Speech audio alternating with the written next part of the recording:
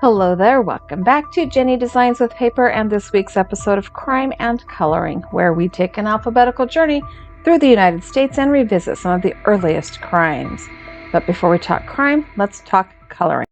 The stamp set I'm using today is this new one from My Favorite Things. It's called You Make Moo So Happy. It's a Highland cows. Didn't have any cows in my stamp collection, so this was a good one to try.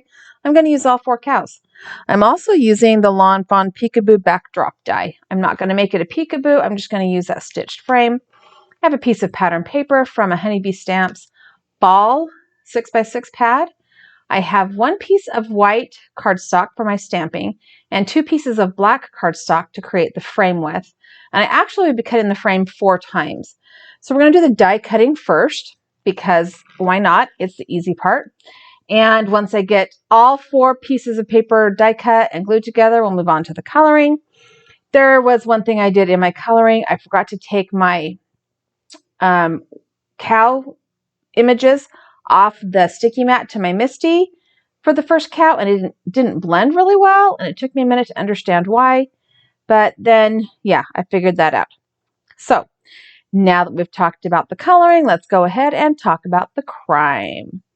Our alphabetical journey today takes us to the state of Montana.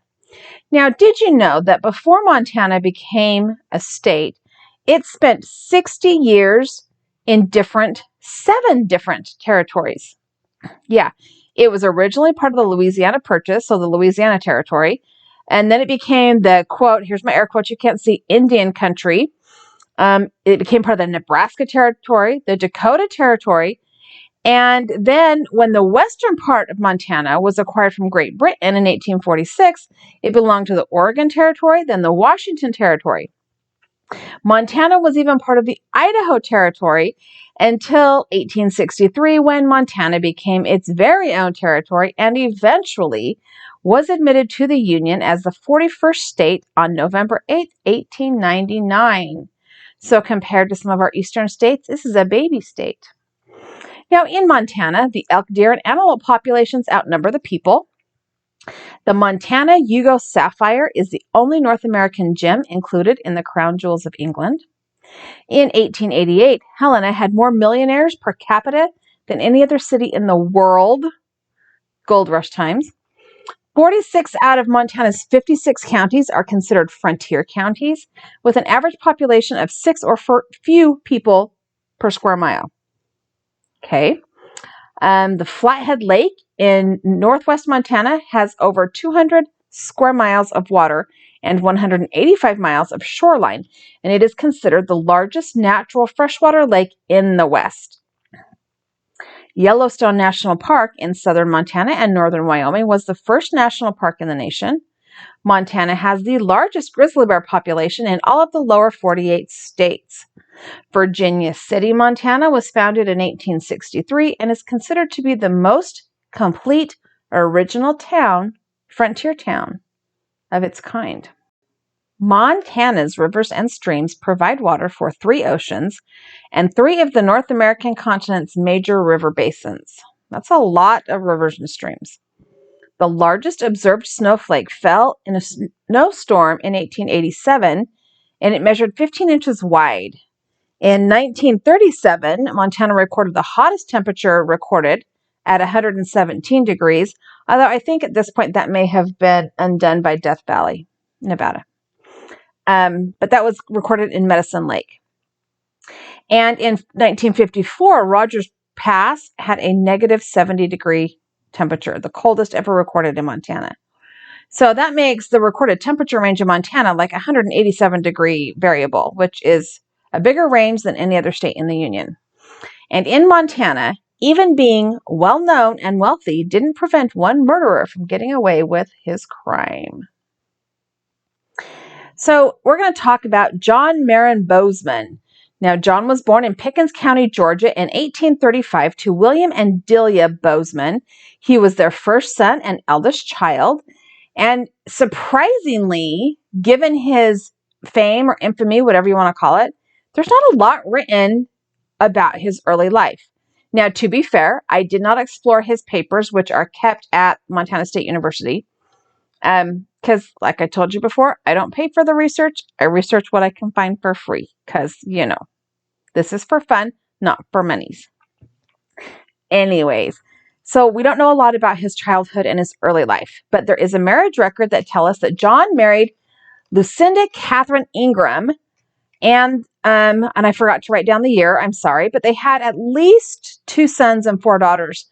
Some records say they only had 4 children, some say they had 6, so we're going with that. And also what I didn't find was how John made his living, at least until the 1860s.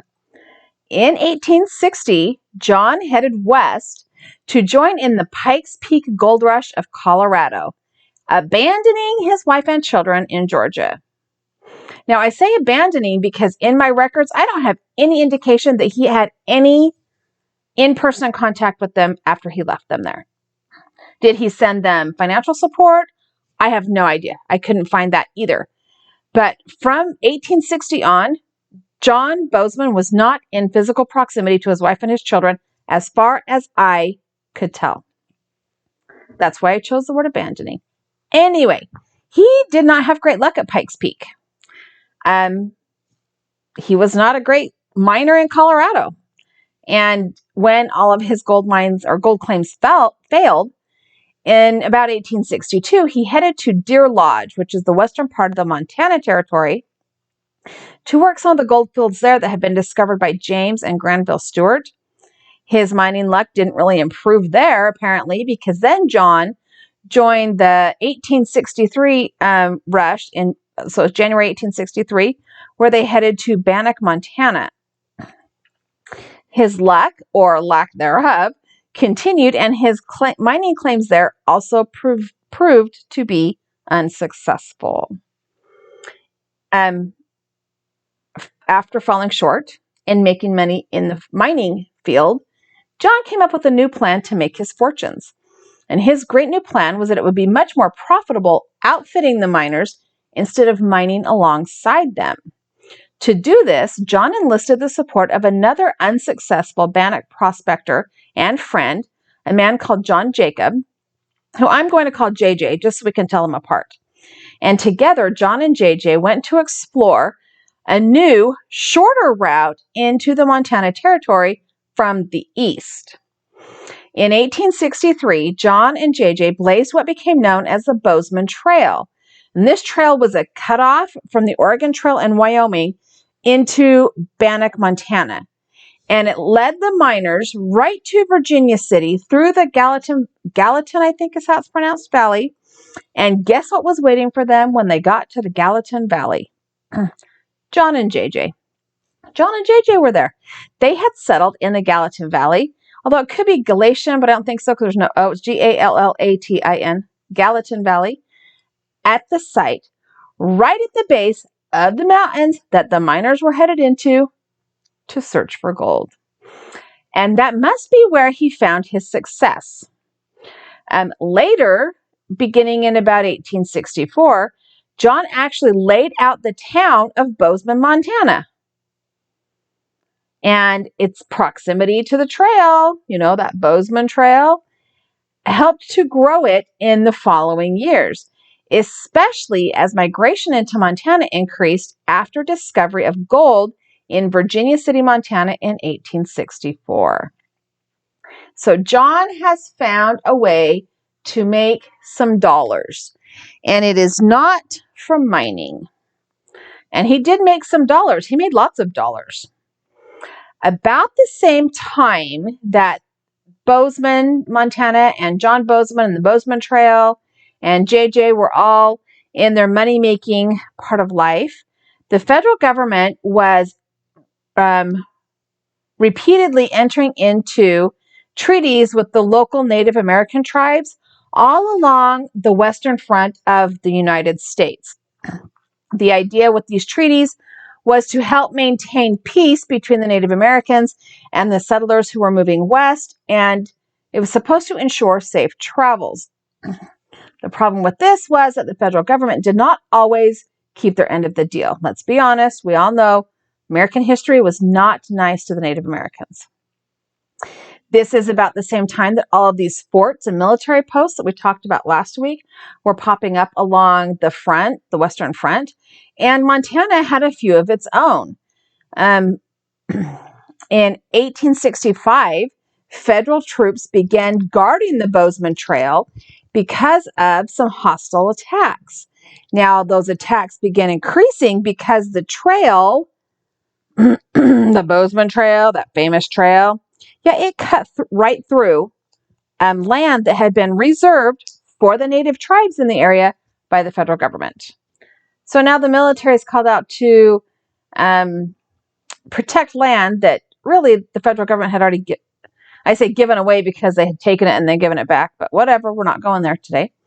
They had three major forts in Montana: Fort Reno, Fort Kearney, and Fort C.F. Smith.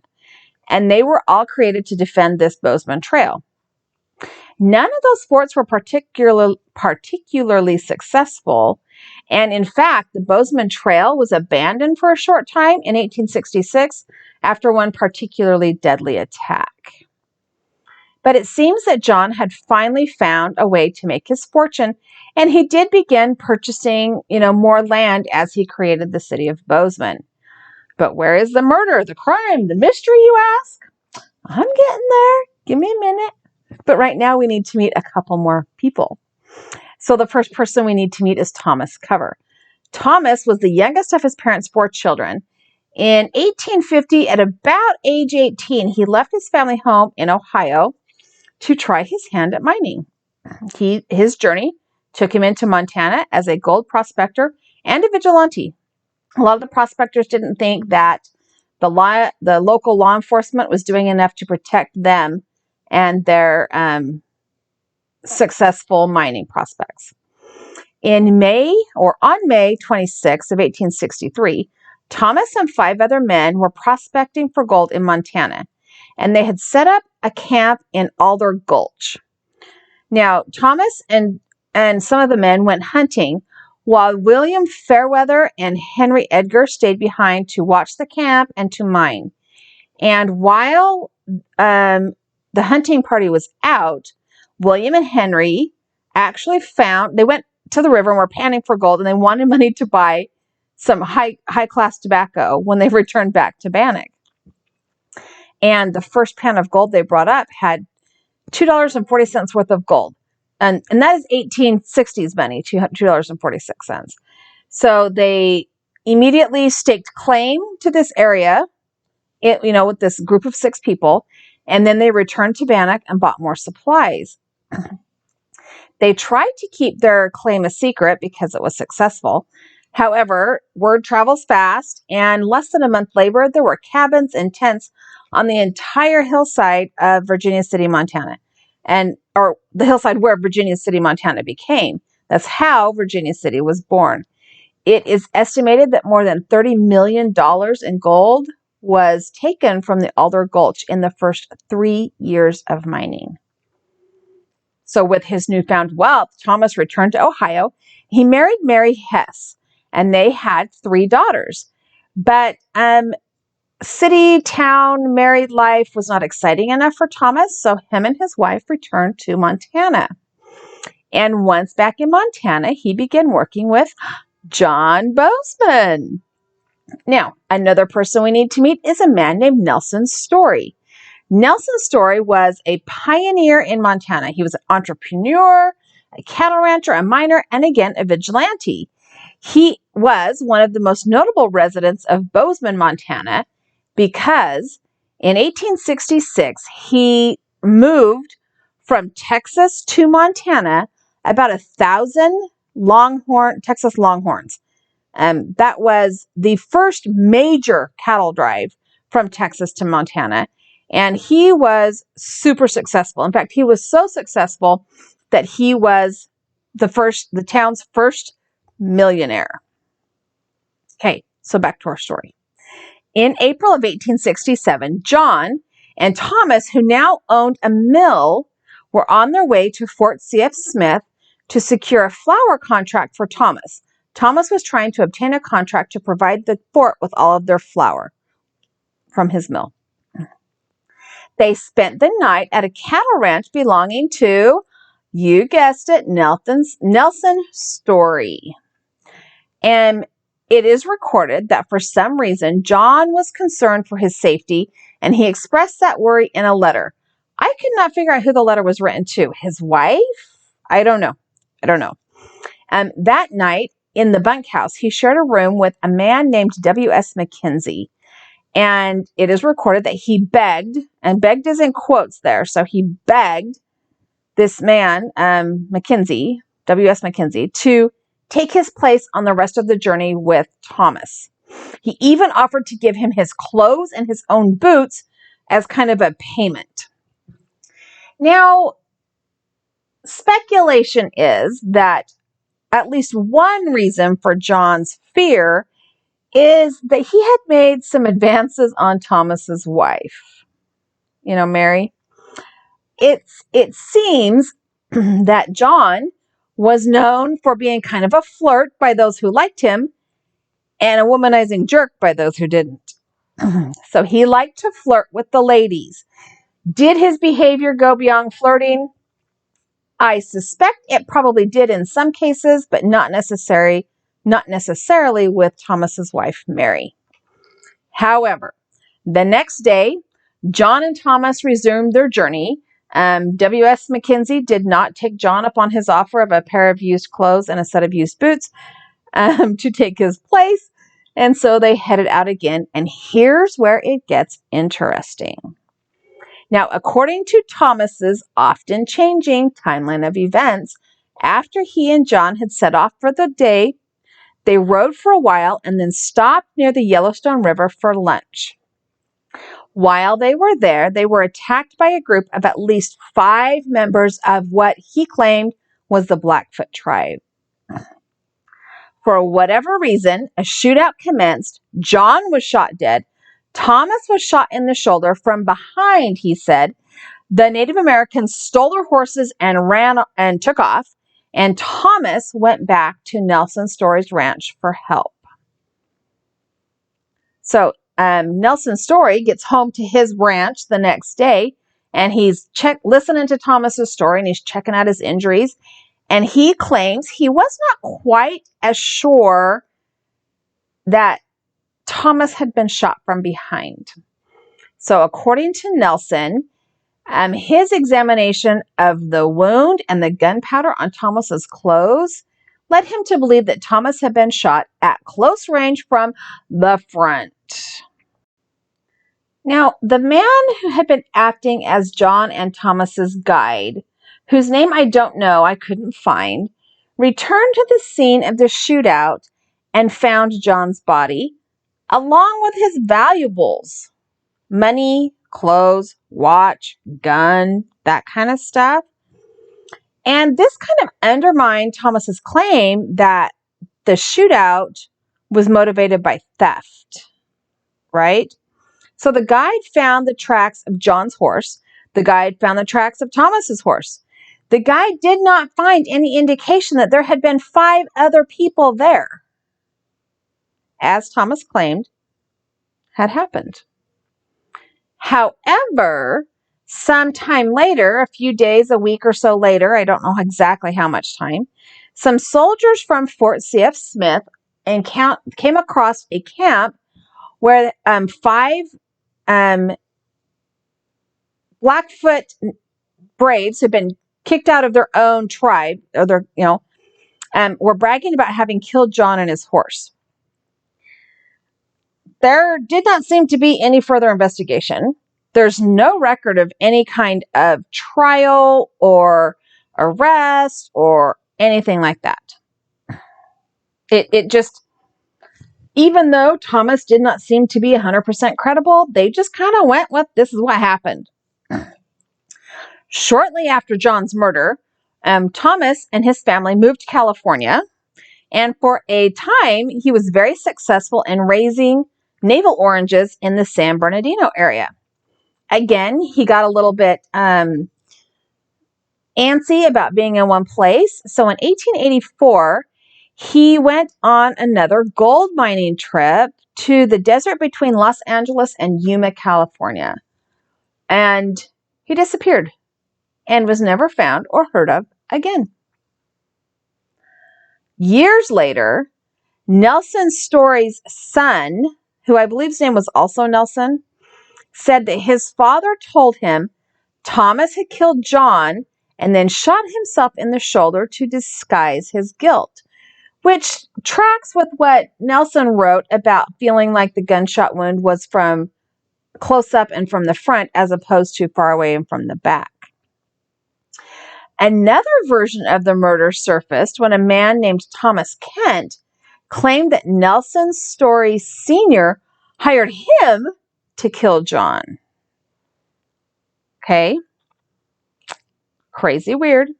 Hearsay, rumors, gossip, all three versions of how it possibly could have been done ran rampant through Montana. People talked, people whispered, but it never went anywhere. There was no evidence. There was no witnesses, especially now that Thomas has disappeared. There's no trial. There's not anything.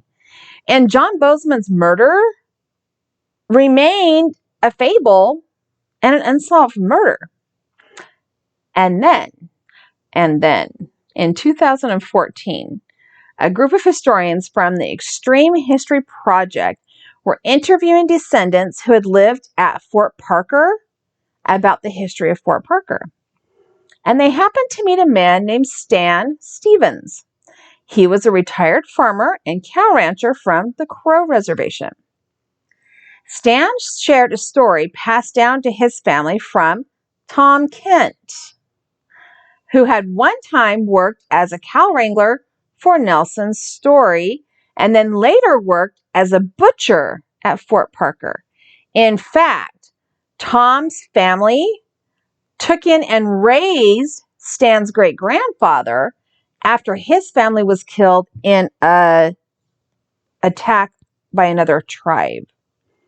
Apparently, Tom Kent once admitted to Stan's family that he had killed John on behalf of Nelson Story. In the article I read, Tom did not give a reason for Nelson wanting John dead. I suppose we can assume it would have been the same reason that Thomas wanted him dead, because he was flirting with people he shouldn't have been flirting with. Could also have been a money thing.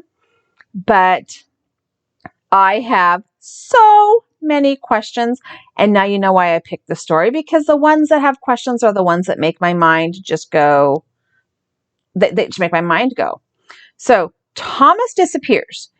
Did he disappear of his own accord, like change his name and move away and never to be heard of again, because he was afraid of people finding out he had killed John? That is one thought that came to mind. Another thing that came to mind is that Thomas disappeared as payback for killing John. And a third thing that came to mind was that Thomas killed John at Nelson's behest, and Nelson had him done away with to prevent him from telling. Okay, those are all things that came to mind as soon as I read that Thomas went gold hunting and never came back to his family, never went back to his successful orchard business, never saw his wife and children again, was never heard of again, all that stuff. I mean, which is more likely? I personally think that given that we have another person saying that Nelson Story was responsible for the murder of John Bozeman, that maybe, and this is not me saying he did it, this is just my brain thinking. I'm not attempting to slander or anything at anybody else. I'm just saying, could John have gone and had Thomas removed the way he had John removed? I'm just saying, it is a possibility. This is the Wild West in the mid-1800s, and people, especially wealthy people who had a lot to protect and a lot to lose and a lot to gain, took matters into their own hands a lot. Like a lot. But here's another thing I have. If John Bozeman was so well, I guess responsible for the creation of one of Montana's largest cities. Like, this is where Montana State University is, right? Why isn't there more written about him? Like, why did he not, like, why don't we know more about him? And maybe there is more. Like, I looked at the Encyclopedia Britannica, not much there. I looked at I looked at Wikipedia, but, grain of sand, right? I could not access his papers at Montana State University because I'm not a student there and I didn't want to pay for them. But why isn't there more public information about his life? And was he really such a skirt chaser, for lack of a better word, that somebody wanted him way out of the picture, like underground out of the picture? It kind of seems like they could have just publicly shamed him and called him a louse and, ruined his reputation in that respect. But I don't know. I'm like super confused. How does a man who is so prominent in society have so little written about them? I don't know. This is where I am in my brain. And here's another thing that has me wondering. Both men involved, Nelson Story and Thomas, can't remember his last name all of a sudden, they were not exactly men who could get lost, right? Like, they're rich and famous and wealthy and notable, right? So how is it that three men who are in the upper echelons of society in Montana at this time could be involved in the death of one of them, even tangentially, if I said that word properly, and nobody noticed? I'm just saying, there's something weird going on here, and maybe I need to pay for the full record. I don't know. I do have pictures, though, because it wasn't so far ago. We don't have pictures. This is John Bozeman. The next picture is of Nelson Story. And the last picture this is Thomas. This is Nelson. So Nelson was a little bit older than Thomas and John. Thanks for hanging out with me today. I hope you enjoyed this story. I have a couple of other videos here I think you will like. I also have a subscribe button. If you haven't subscribed, I would love it if you did. Leave me a thumbs up. Tell YouTube you like the video. Leave me a comment down below. Tell me who you think did it. And have a really great day.